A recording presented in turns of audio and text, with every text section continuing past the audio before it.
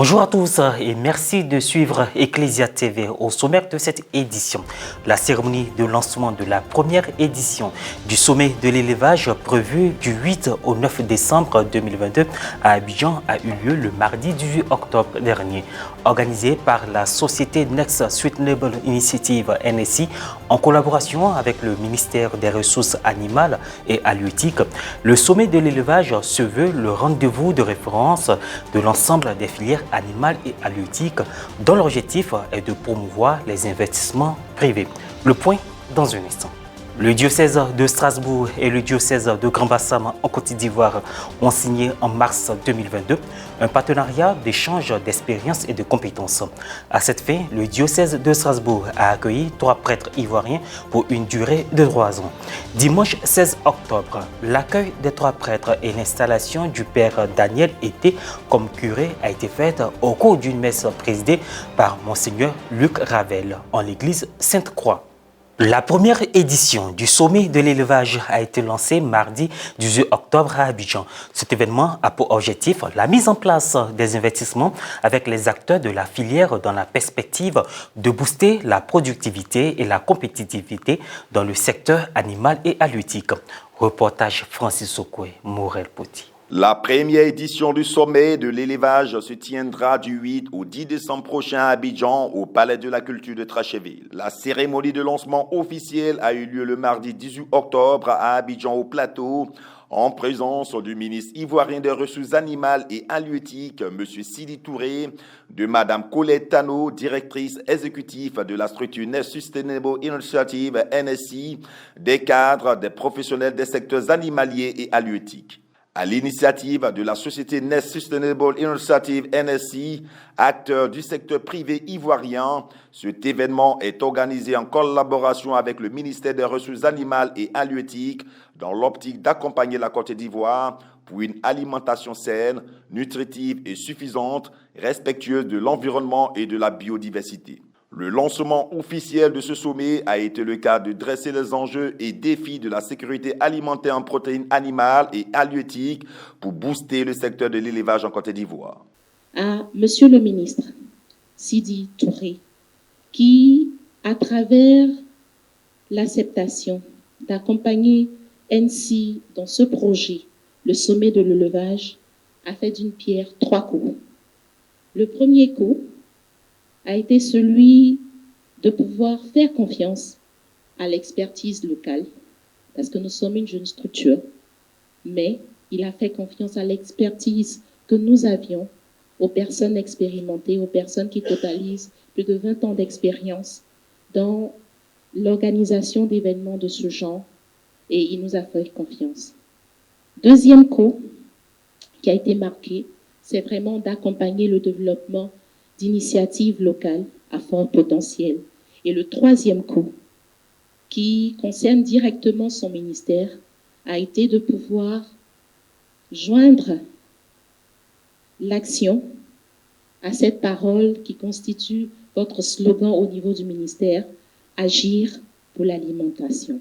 Cet espace a pour objectif la mise en relation des investisseurs avec les acteurs de la filière dans la perspective de booster la productivité et la compétitivité dans le secteur. La tenue du sommet de l'élevage s'inscrit, selon le ministre Sidi Touré, dans la dynamique d'offrir un cadre de réflexion pour apporter des solutions durables aux problèmes du secteur, ce qui passe entre autres par la mobilisation des ressources et le développement de projets sous la forme de partenariats publics-privés.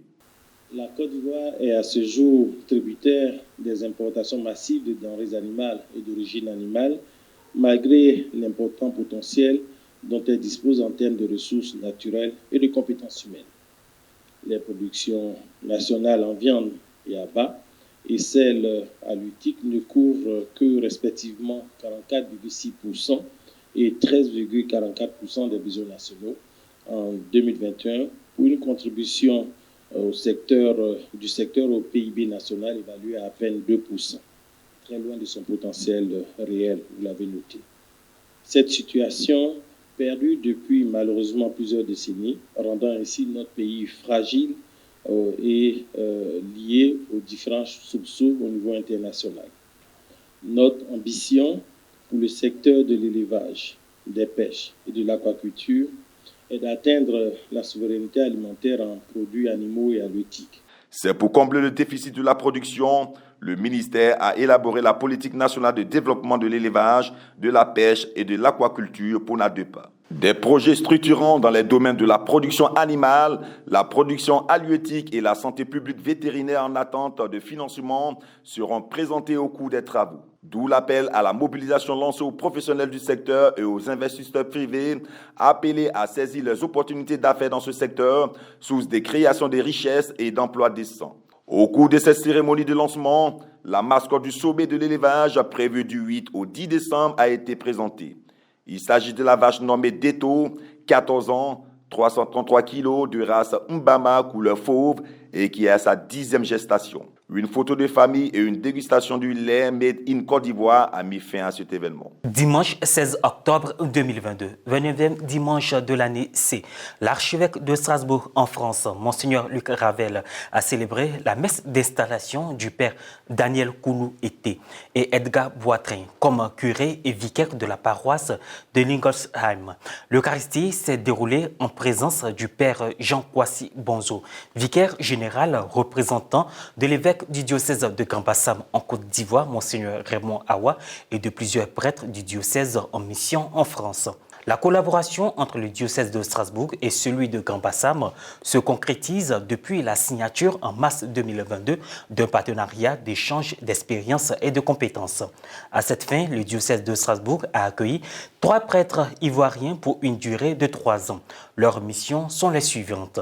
Le père Daniel Koulou-Été, curé de la paroisse de Lingolsheim, le père Edgar Kwaku Boitrin, vicaire à la paroisse de Lingolsheim, étudiant en doctorat de Bible à l'université de Strasbourg, le père Sylvain Boko, vicaire à mi-temps à la paroisse de Hogono et aumônier au collège épiscopal Sem de Walvougou. Les évêques de la conférence épiscopale Burkina-Niger se sont réunis en assemblée plénière extraordinaire du 12 au 14 octobre dernier. L'assemblée tenue au Centre national Cardinal Paul Zougrana à Ouagadougou a été largement consacrée à la situation nationale actuelle, somme toute encore volatile depuis le coup d'État du 30 septembre 2022.